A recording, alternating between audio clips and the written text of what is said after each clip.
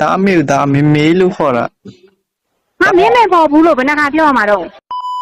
မေလား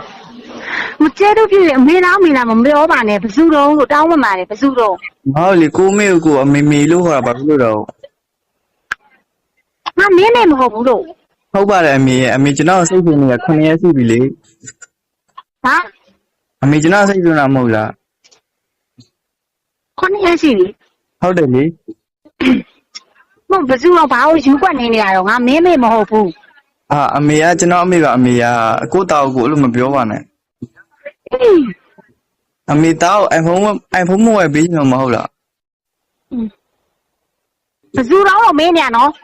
အမေရသားပါအမေက ငါမသားမရှိဘူးဘာလို့ပြောနေတာလို့အေး အမေကမာတာမိခင်ဖြစ်ပြီးတော့အမေကကိုတောက်ကိုကနဝေမေမေဂယုနာမေမေ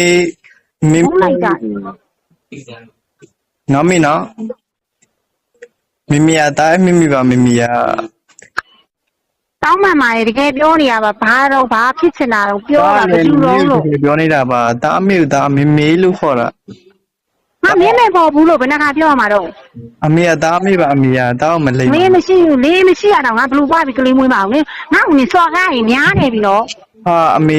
အဲ့လိုအမေပါစက်တည်းကနေရဲဆက်စကားတွေမပြောပါနဲ့ဒါမှခံနိုင်မရှိလို့ပါအမေကဒါအမေတာပါ ဘာဖြစ်တာလဲမမရိုင်းနဲ့နဲ့ အမေတာချစ်တဲ့မေမေမေမေ ဟေး တော့မေမေတော့မွေပေးချင်တော့ဆိုလဲဒါမွေတော့ပါအောင်နော် iPhone လဲဒါမကင်တော့ပါဘူးမေမေနော်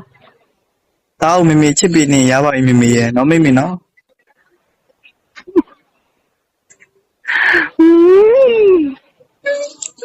မေမေအခုအလုပ်တွေပါအဆင်ပြေရလားမေမေ ဒီနေ့ခုပြဿနာဒီပြဿနာတက်တာဘာဖြစ်စင်အောင်ပြော